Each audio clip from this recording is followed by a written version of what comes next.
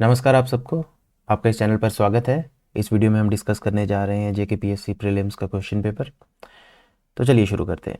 जैसा कि आप पहला क्वेश्चन देख रहे हैं यहाँ पे, इसमें पूछा गया है कि मेडल टैली के हिसाब से पेरिस ओलंपिक्स 2024 में आपको रैंक के बेसिस पे इनको चेक करना है। तो अगर आपको ज़्यादा कुछ भी नहीं पता है, ऐसे ये मुश्किल लग सकता है आपको कि आप सोचिए ऑस्ट्रेलिया का रैंक नहीं पता है, जापान का, फ्रांस का नहीं पता है, बट स्टिल चाइना का जो रैंक था वो 2 था। और अगर आप ऑप्शन चेक करेंगे यहाँ पे तो आप देखेंगे कि जो 2 रैंक चाइना जो मैच हुआ है अपने रैंक के साथ, वो सिर्फ एक ही में है। तो आपको ज़्यादा कुछ चेक करने की ज़रूरत नहीं है, यहीं से आपको कंफर्म हो जाएगा कि इसका आंसर है जो पहला ऑप्शन जो है बिल्कुल करेक्ट है। फिर भी मैं आपको चेक करा देता हूँ कि आगे, just for the sake of knowledge, ये आप देख सकते हैं पहला जो था वो यूएसए रहा था, दूसरा चाइना रहा था, तीसरा ग्रेट ब्रिटेन रहा था, चौथा फ्रांस रहा था और पाँचवा ऑस्ट्रेलिया आपका रहा था। और इंडिया की रैंकिंग क्या रही थी? इंडिया की रैंकिंग रही थी आपकी 71st, जो कि आप यहाँ पे देख सकते हैं। ये इंडिया की रैंकिंग है। ठीक है, अपने दूसरे सवाल की तरफ बढ़ते हैं। दूसरा जो आपका सवाल है, इसमें सीधा सीधा पूछा गया है कि जो एक स्टेटमेंट दी है और दूसरी स्टेटमेंट दी है, हमें दोनों स्टेटमेंट्स को चेक करना है। इधर बताया गया है कि जो ब्रिक्स समिट था 2024 का, वो रशिया में हुआ था। ठीक है, ये जो स्टेटमेंट है बिल्कुल करेक्ट है। वो जो इसका मोटो है ब्रिक्स का समिट का, वो था आपका strengthening multilateralism for just global development and security. तो इसको चेक करते हैं कि इसका आंसर हमारा ये ठीक है या गलत है। अब इसको चेक करते हैं। देखिए, विकिपीडिया के हिसाब से जो है, जो ब्रिक्स का समिट हुआ था वो एब्सोल्युटली रशिया में हुआ था, देख लीजिए। और इसकी जो थीम थी वो आपके सामने है, तो ये भी बिल्कुल करेक्ट है। तो इस हिसाब से जो हमारा जो ऑप्शन बनता है, जो हमारा ऑप्शन बनता है वो बनता है कि जो स्टेटमेंट पहली वाली है वो भी ठीक है, both A and R true. But क्या ये इसकी करेक्ट एक्सप्लेनेशन है? ऐसा नहीं है। ठीक है, तो इस वजह से ये आंसर बिल्कुल ठीक है और ये वाला गलत है। जो कि जो आंसर की है जेके पीएससी की तरफ से जो आई है, उसमें इस आंसर को ठीक बताया गया है, पर ये ठीक नहीं है। ठीक, क्योंकि ये इसकी एक्सप्लेनेशन नहीं है, दोनों अलग अलग स्टेटमेंट्स हैं। This is not the reasoning for this statement A. Okay, तो दैट्स वाई ये डी है, ये बाद में ठीक हो जाएगा जब रिप्रेजेंटेशन भेजी जाएगी। इसके आगे हमारा जो तीसरा क्वेश्चन है उसको हम देखते हैं। ये काफ़ी टिपिकल सा क्वेश्चन है, जिसमें पूछा गया है कि कौन सी कंट्री में जो इलेक्शन है पहले हुए थे एशियन कंट्रीज़ में 2024 में। तो चलिए इसको भी चेक कर लेते हैं जो कि क्या था क्रोनोलॉजिकल ऑर्डर। तो इसके लिए हम यहाँ पे आएंगे, देखेंगे कि सबसे पहले जो इलेक्शन हुए थे वो पाकिस्तान में हुए थे 8 जनवरी 2024 को। ठीक है, इसके बाद जो आपके इलेक्शंस हुए थे वो आपके हुए थे इंडोनेशिया में, जो कि हुए थे 14 फरवरी को। ठीक, इसके बाद जो आपके इलेक्शंस हुए थे वो आपके हुए थे कुवैत में, जो कि हुए थे 4 अप्रैल को। ठीक, इसके बाद जो आपके इलेक्शंस हुए थे वो हमारे इंडिया में हुए थे, जो कि आपके 19 अप्रैल से लेके 1 जून तक हुए थे, और जिनका जो आपका रिजल्ट है वो 4 जून को आ गए थे। ये जो इलेक्शन हुए थे, इसके बाद जो लोकसभा बैठी थी वो आपकी 18th लोकसभा थी। और सबसे लास्ट में जो इलेक्शन आपके हुए थे वो जॉर्डन में हुए थे, जो कि 10 सितंबर में हुए थे। ठीक है, जैसे कि आप देख सकते हैं यहाँ पे मैंने ये हाईलाइट किया हुआ है, जिसमें बताया गया है कि जो 18th लोकसभा जो इलेक्शन हमारे जो अभी हुए थे जनरल असेंबली के, वो 19 से लेके 1 जून तक हुए थे। ठीक है, तो वापस चलते हैं अपने क्वेश्चन पे और देखते हैं कि यहाँ पे इस हिसाब से जो क्रोनोलॉजिकल ऑर्डर है उस हिसाब से कौन सा हमारा जो ऑप्शन है वो ठीक बैठता है। ठीक है, तो देखते हैं यहाँ पे जो इसका जो ऑप्शन ठीक बैठता है, सबसे पहले आपके पाकिस्तान में हुए थे, तो तीसरा ऑप्शन ये है, और यहीं से आपका जो आंसर है वो सी बिल्कुल करेक्ट ऑप्शन है। यहाँ पे आगे बढ़ते हैं। इसमें बात की गई है जो इंटरनेशनल इवेंट्स हैं 2024 में हुए थे, इनको क्रोनोलॉजिकल ऑर्डर में आपने बताना है। तो इसमें सबसे पहले आपको देखना है कि ये जो क्लाइमेट समिट है आपका, ये आपका 26 जून के आसपास होता है, और ये सारे जो न्यूज़ में रहे थे बाद में रहे थे, कोई सितंबर, अक्टूबर और नवंबर के आसपास। बट स्टिल हम इसको चेक करेंगे। क्लाइमेट समिट आपका 5 में था। अगर आप सीधा ऐसे भी याद रखेंगे तो ये आपका करेक्ट ऑप्शन होना चाहिए, बट स्टिल हम इसे वेरीफाई करेंगे बाद में। पहले हम चेक करेंगे, क्रॉस वेरीफाई करेंगे जो इन्फॉर्मेशन है हमें नेट पे जो मिलेगी वहाँ से। ठीक है, सबसे पहले हम देखते हैं यहाँ पे। देखिए, जो आपका क्लाइमेट समिट है ये 26 जून को हुआ था, ये आपका हुआ था लंदन एक्सचेंज में हुआ था। ठीक है, ये यहाँ पे आपको सामने दिख रहा होगा, यहाँ पे लिखा हुआ है, ये देख लीजिए। ठीक है, इसके बाद जो नेक्स्ट इवेंट हुआ था वो आपका हुआ था न्यूयॉर्क एडिशन हुआ था वर्ल्ड क्लाइमेट समिट का, जो कि आपका 25 सितंबर हुआ था। और इसके एक दिन बाद ही 26 सितंबर को आपका वर्ल्ड बायोडाइवर्सिटी समिट हुआ था। ठीक है, और उसके बाद 26 अक्टूबर को आपका बायोडाइवर्सिटी समिट हुआ था, जो कि कैली में हुआ था, कोलंबिया में। और इसके बाद जो आखिर में हुआ था वो आपका है बाकू, अजरबैजान में हुआ था, आपका United Nations climate change conference हुई थी। ठीक है, जो कि 11 से लेकर 22 नवंबर तक हुई थी। ये फैक्ट्स हैं, कुछ आप याद रख सकते हैं। और इसका जो थीम रहा था वो था आपका investing in a livable planet for all. तो वापस अपने क्वेश्चन पे जाते हैं यहाँ से। तो इस हिसाब से अगर आप देखें, जैसा कि आपको मैंने बताया, तो ये जो सी ऑप्शन है ये बिल्कुल ठीक बैठता है। इसके हिसाब से जो सबसे पहले हुआ था वो आपका ये हुआ था। ठीक है, उसके बाद आपका न्यूयॉर्क वाला समिट हुआ, जो कि स्पेशल समिट था। ठीक है, इसके बाद आपका न्यूयॉर्क वाला ही, देखिए फोर दिख रहा है यहाँ पे आपको। और उसके बाद आपका कैली का बायोडाइवर्सिटी समिट हुआ था, जो कि 4th नंबर पे है। और उसके बाद आपका लास्ट में बाकू अजरबैजान वाला ये समिट हुआ था। तो सी आंसर है जो आपका करेक्ट है। इसके बाद अगले फिफ्थ क्वेश्चन पे चलते हैं। इसमें डायरेक्ट पूछा गया है कि जो एशिया पैसिफिक मिनिस्ट्रियल कॉन्फ्रेंस हुई थी सिविल एविएशन पे, इससे रिलेटेड स्टेटमेंट्स हैं वो ठीक है या नहीं है। तो सबसे पहले हम चले जाएंगे यहाँ से, सीधा चले जाएंगे, चेक कर लेते हैं अपने फैक्ट्स जो हैं कि क्या हमारे फैक्ट्स हैं जो करेक्ट हैं या नहीं है। आप सीधा सीधा देख सकते हैं, प्रेस इंफॉर्मेशन ब्यूरो है जो पीआईबी की साइट है, वहाँ पे सीधा सीधा इन्फॉर्मेशन दी गई है कि जो सेकंड एशिया पैसिफिक थी ये न्यू दिल्ली में हुई थी, सितंबर में हुई थी, और भारत मंडपम में हुई थी। तो इवेंट है ये दूसरी बार हुआ है। पहला जो हुआ था वो आपका बीजिंग में हुआ था, चाइना में, और यहाँ पे डिटेल दी गई है। तो अब हम वापस जाते हैं, अपना क्वेश्चन चेक करते हैं। और ये क्यों पूछा गया है, और ये पूछा गया है क्योंकि ये न्यूज़ में रहा था सितंबर में। और मोदी जी इधर गए थे, Narendra Modi, prime minister of India. तो अब आप आगे देख सकते हैं, इस हिसाब से हम चलते हैं। जो हमने इन्फॉर्मेशन अभी अभी ली है, ऑप्शन देखेंगे। द फर्स्ट एशिया पैसिफिक, ये जो है कहते हैं बीजिंग में हुई थी, जी हाँ बिल्कुल हुई थी। The second Asia Pacific ministerial conference was held in, जी एग्जैक्टली ऐसा भी हुआ था। The second conference was cohosted by International Civil Aviation Organization in India, ये भी बिल्कुल हुआ था। ये हम चेक कर सकते हैं फिर से, यहाँ पे बिल्कुल ये इन्फॉर्मेशन दी गई है कि देखिए, ये देखिए मिनिस्ट्री ऑफ सिविल एविएशन इनका और इंटरनेशनल सिविल एविएशन इनका ये जॉइंट वो था, को होस्ट किया था इन्होंने। ठीक है, को होस्टेड की थी। तो इस हिसाब से जो हमारा ऑप्शन बनना चाहिए वो बनना चाहिए 1, 3, क्योंकि ये वाली कोई इन्फॉर्मेशन अभी है नहीं, ये ऐसे ही डाली गई extra statement. We are not sure about the next summit, next conference कहाँ पे होगी, ऐसा कुछ भी नहीं मालूम है। तो इसके हिसाब से फर्स्ट, सेकंड एंड थर्ड बिल्कुल करेक्ट है, और बी ऑप्शन यहाँ पे बिल्कुल करेक्ट है। आगे बढ़ेंगे।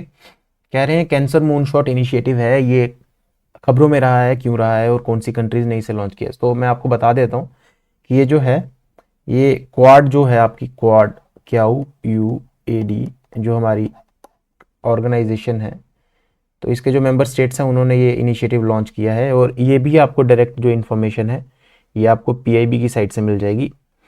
यहाँ पे लिखा गया है कि सितंबर 2024 में US, Australia, Japan and India, इन्होंने कैंसर मूनशॉट इनिशिएटिव लॉन्च किया था, जो कि एलिमिनेट करता है आपका सर्वाइकल कैंसर है उसको, उसके लिए। ठीक है, इंडो पैसिफिक रीजन में किया था।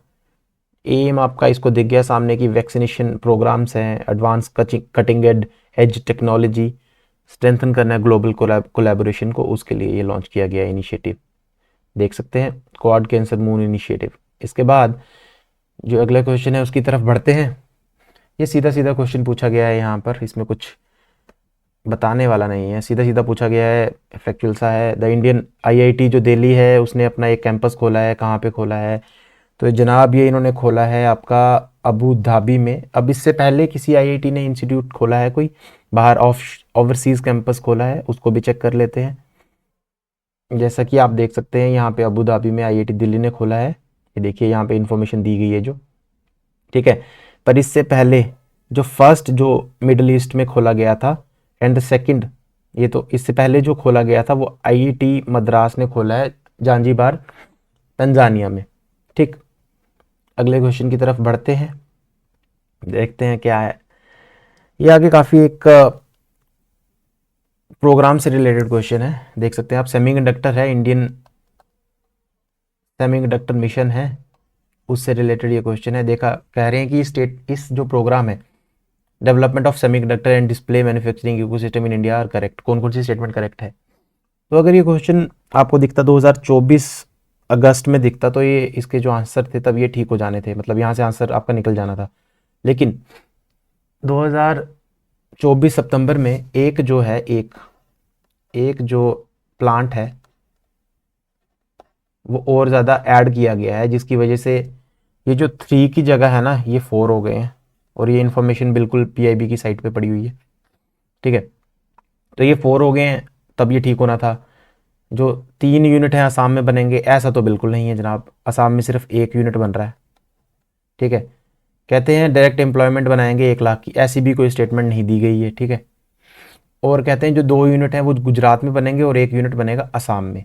ये ठीक होना था, ये ठीक होना था, और ये भी ठीक होना था, बट फरवरी 2024 तक पहुंचते पहुंचते क्योंकि 1 यूनिट ऐड हो गया, तो इस वजह से इसका जो आंसर है यहाँ कहीं भी नहीं है।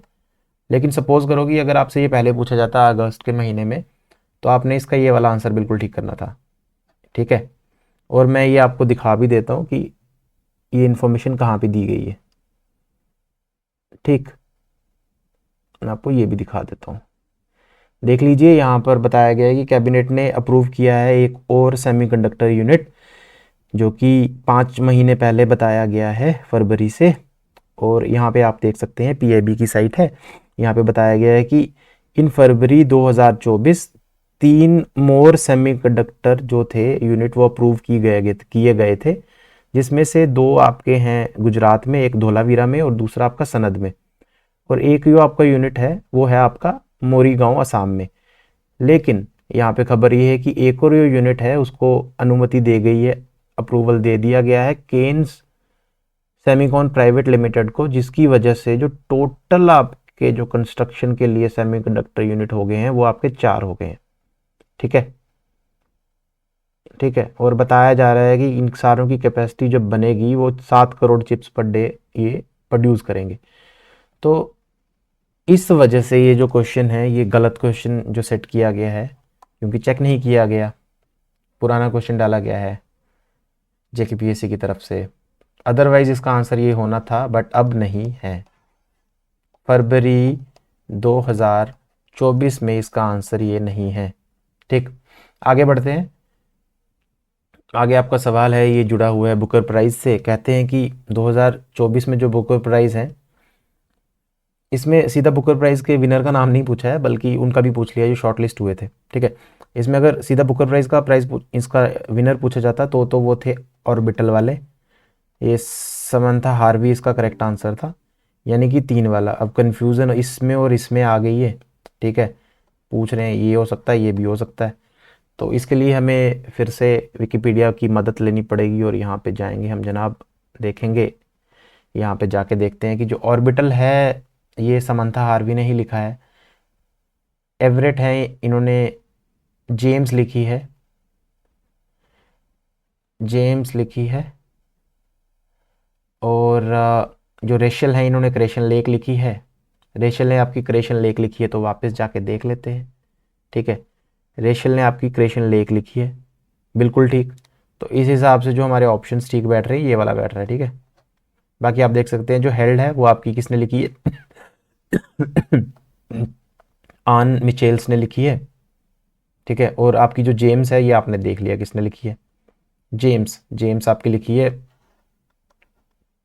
परसिवल एवरेट ने। ओके, क्रेशन लेक रेशल ने ही लिखी है। शार्लेट वुड यहाँ पे ऐसे ही है, इन्होंने यहाँ पे कुछ नहीं लिखा है इन चारों ऑप्शंस में से। तो इसका भी हो गया। जो 10वां क्वेश्चन है जो हम सामने देख रहे हैं, ये जीए टैग से रिलेटेड है। जीए टैग आपका आ गया जियोग्राफिकल इंडिकेशन, जो कि प्रोडक्ट्स को दी जाती है। तो देख लेते हैं। इसमें सबसे पहले तो आपको ये पता होगा जो जम्मू कश्मीर से कि कानी शाल तो हमारा जम्मू कश्मीर से है जनाब। तो इस वजह से ये दो ऑप्शन है, ये हम दोनों को देखने हैं। इनमें से अगर आपको कोई और भी पता है तो आप ये जल्दी सॉल्व कर सकते हैं।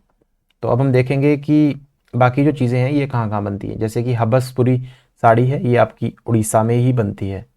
तो अगर देखा जाए तो ये वाला ऑप्शन सही हो जाता है। Option B is the right answer. Option B is the right answer for this. ठीक है, बट स्टिल हम इंफॉर्मेशन के लिए और भी चीज़ें देख लेंगे कि विकिपीडिया पे क्या है। इसमें जो अब हबसपुरी साड़ी है ये उड़ीसा की है, ये आपको क्लियर हो गया। इसके बाद जो हमारे यहाँ के कानी शाल हैं, इसको जीआई टैग दिया है, ये कश्मीर के हैं। इसका एक ये वीडियो देख सकते हैं आप। ये वुडन स्पूल देख रहे हैं, इन्हें ही कानी कहते हैं और इन्हीं से बनाई जाती हैं खूबसूरत शॉल्स। जब एक ये जो चीज़ आप जो देख रहे हैं ये स्टिक सी थी जो वुडन सी, इसी को कानी कहते हैं, इसी से शॉल्स बनाए जाते हैं कश्मीर में।